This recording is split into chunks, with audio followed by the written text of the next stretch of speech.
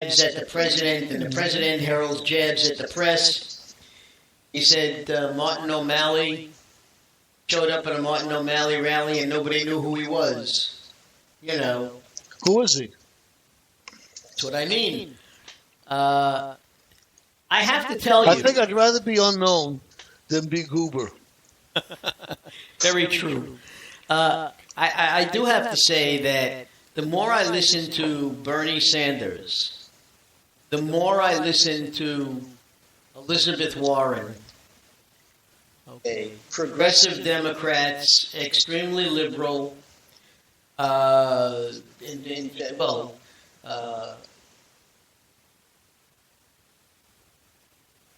Sanders is a self-proclaimed socialist, okay? I find that, my leanings are more with them almost than with Hillary. Hillary has a problem with honesty. That's a Clinton problem, okay? And, of course, the Republicans are going to capitalize on that every chance they get.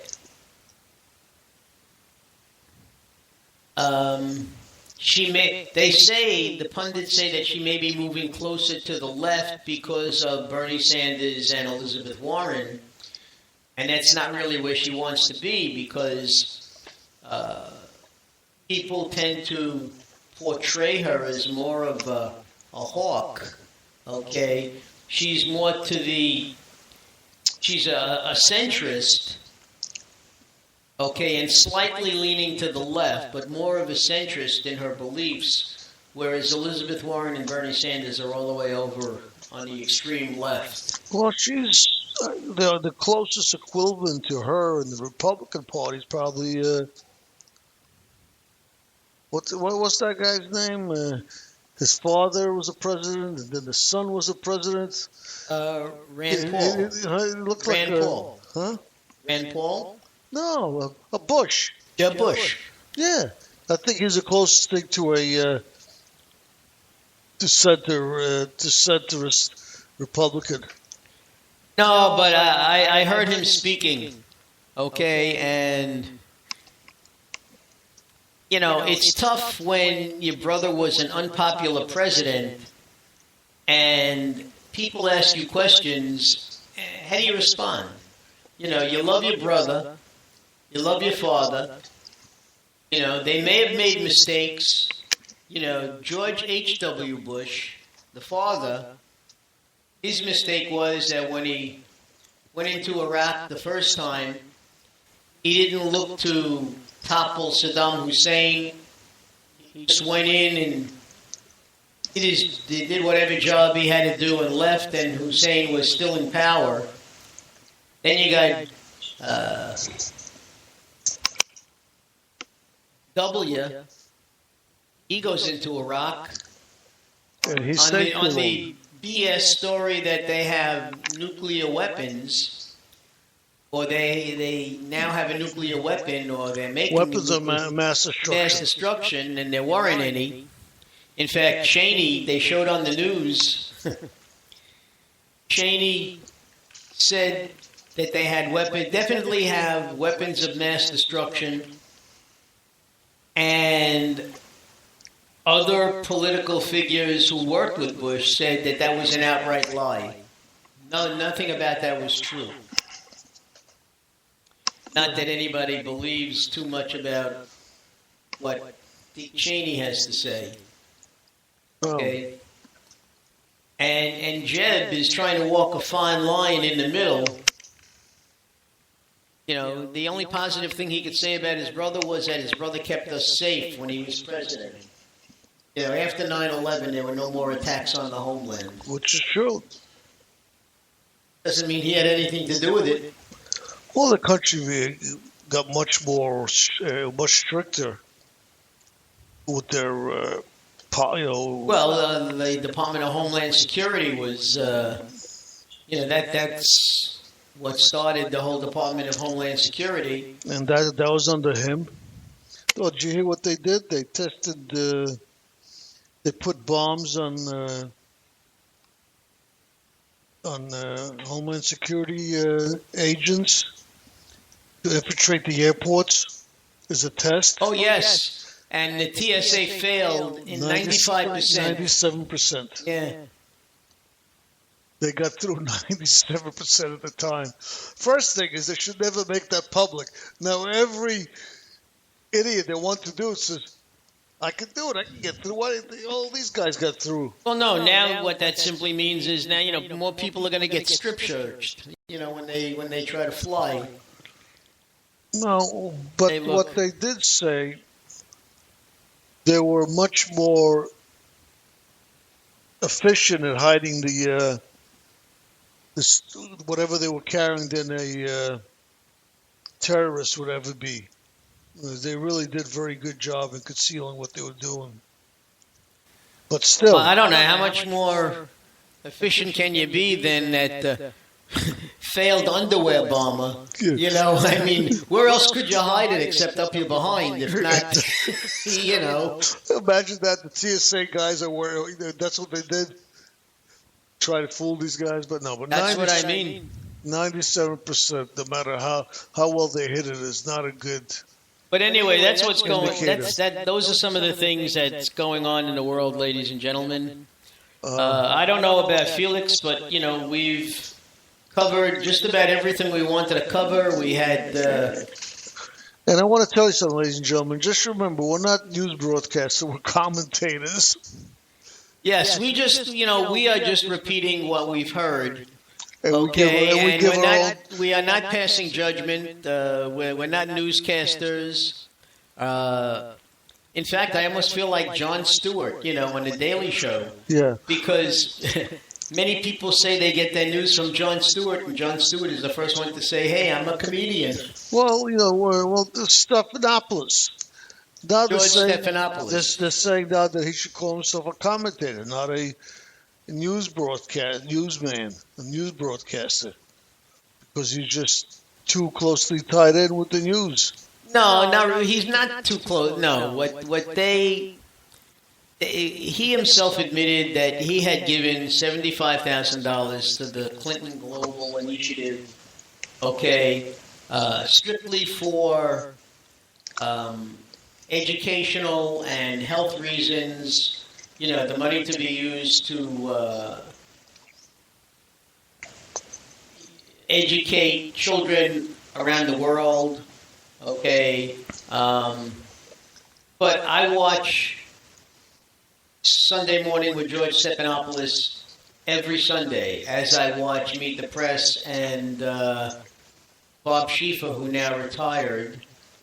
That's another thing that happened over the weekend. Bob Schieffer, longtime Channel 2 anchor and newsman, finally retired.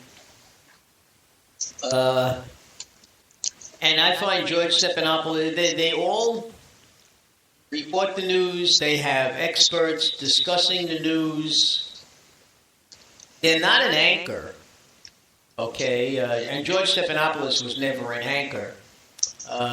Bob Schieffer had anchored the news for a while. He was a foreign correspondent. Chuck Todd is the news director for NBC and MSNBC. But he was never an anchor. They are skilled in discussing the news and chairing a panel of experts, and raising questions. But we never said that they are reporting news. They're discussing the news. Well, I think when he was interviewing that one guy, I don't remember his name, where he caught all the heat for it. It all started with him interviewing some guy. I don't remember who it was. I guess I can't comment on what you don't know. So I'm trying to refresh your memory. He wrote a book, and George, forget about his last name. I'll let you say his last name. But anyway, Stephanopoulos. Yeah. No, he was interviewing some guy, and I'm sure he's a right wing guy. They wrote a book.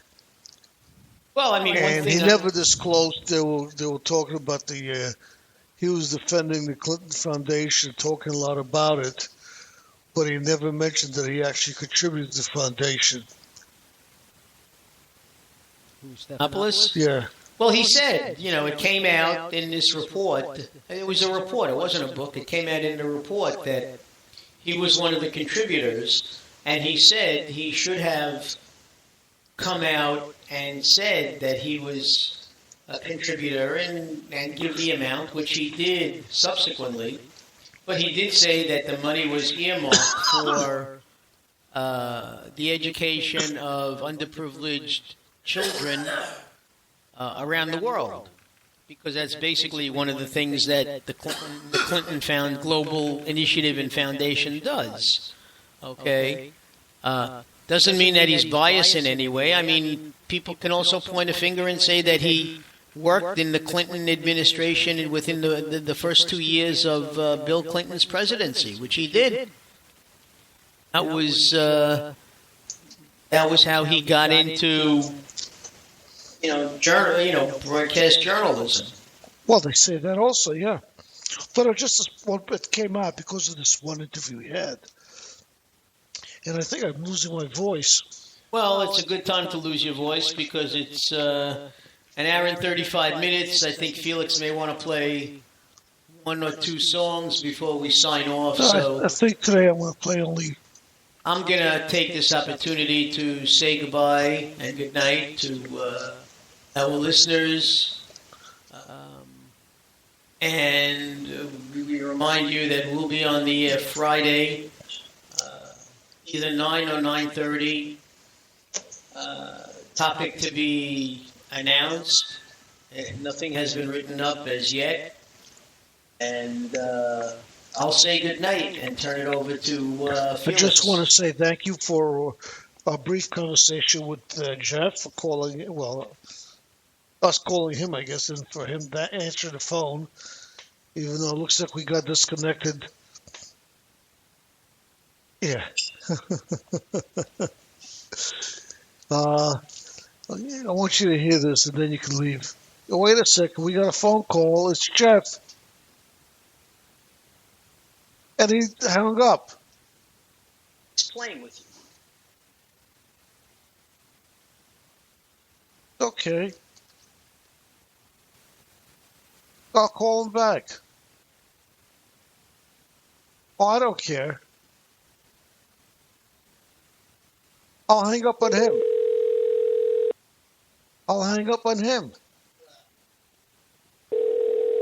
Ladies and gentlemen, I don't believe he's going to answer the phone anyway.